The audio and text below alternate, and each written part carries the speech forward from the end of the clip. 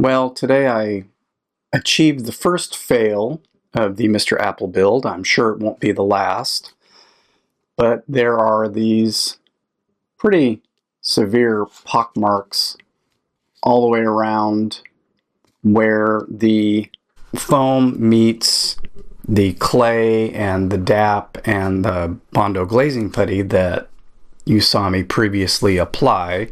2 clips ago, I applied Mod Podge to the foam. And the reason for doing that was so that I didn't have to DAP this whole thing. It's got quite a bit of surface area. My DAP is running very low. It's pretty old. It is not a vibrant pink anymore at all, but it still basically works for what I need. But I applied the Mod Podge as protection against the spray paint because I know that the enamel spray paint will do this to bare foam. And obviously I missed a bunch of spots. So I am going to have to apply DAP in all of those spaces, which isn't a big deal. But it also kind of exacerbated this seam here where I joined the foam. Not so much this one. I still don't want to have to DAP the whole thing, but there is that possibility. Definitely going to have to clean this stuff up. I'll start with DAP and then the glazing putty. And the reason I used the gray primer, which I haven't used, I don't think, at all on the last 2 builds, is that it highlights the smaller imperfections. I don't know if you can see, there's like a little dimple there. There's a couple other ones. They're easier to see with the gray primer than the white primer. I still have some from the first build. I figured I might as well use some on this. Next step is cleaning this stuff up. Then after that, I think I'll be starting on his face, which is where another fail might definitely happen. Stay tuned for that.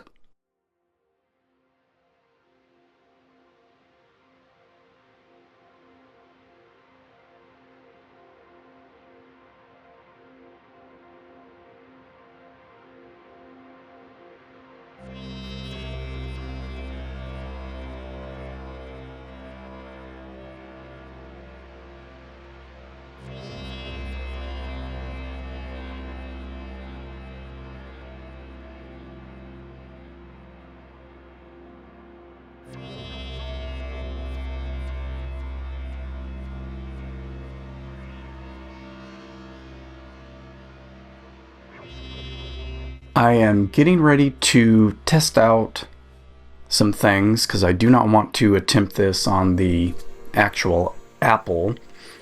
I've been hemming and hawing about how to do his face because on the Walker and on the little pencil topper, the features other than his nose and tongue really are impressed into the sculpt, and I wasn't going to do that. I was going to lay things on the foam and kind of carve out the details, which I figured I could handle. The mouth is pretty carved in on both, and the eyes are sunken a little bit, even the eyebrows. His little laugh lines here. So I'm going to see if I can manage sculpting into the foam. Sculpting into foam is not an easy thing to do. Chunks come off. That's why I wasn't going to do it. But I was looking through the printmaking tools, the little carving tools that my daughter has, and I'm going to test it on my testing foam. That's where I did the... Ooh, that was loud. Sorry. Where I did the test with the Mod Podge. And this is the beveled edge one that I used on Mr. Grape's mouth. So I'm going to test that out and see what happens. I am not going to film any of that because I will probably be swearing and all kinds of stuff. But I figured I got this to use, so I'll do that. We'll see what happens.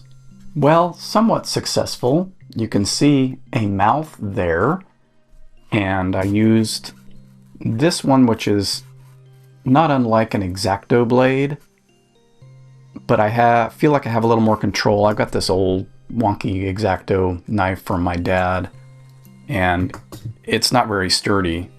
This worked very well on getting the lines in, and then digging it out isn't really an issue, because if I mess up or go too far, it'll just be filled in with stuff anyway. So looks like I'll be trying to sculpt in the facial details of this little guy, and hopefully I don't F it up, because I don't have any more foam. I guess anything I mess up I can just fill in, so I'll keep trying until I get it right.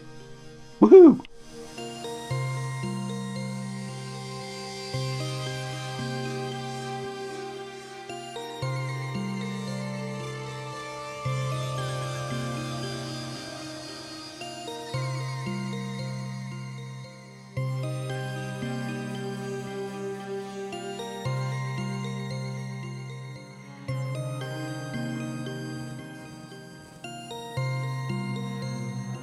Sorry, I got a little stressed out and I didn't record the tracing of the pupil and or dotting the little glint in his eye. And I also didn't record making the cheek bumps or upper lip, his smile bumps, I guess. I don't know, this Mr. Apple's got a lot of stuff going on with his face. Anywho, here's some pictures of other Munch Bunch Cutie Fruity pencil toppers.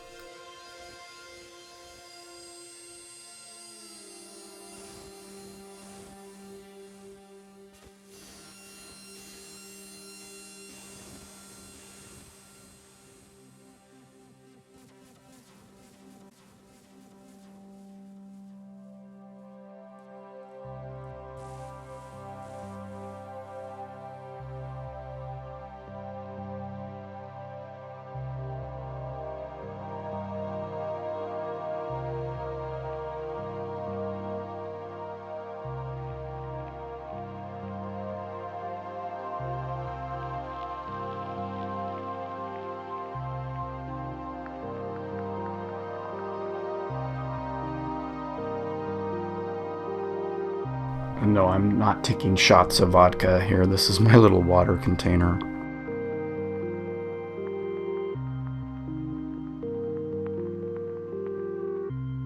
Actually, that may be it.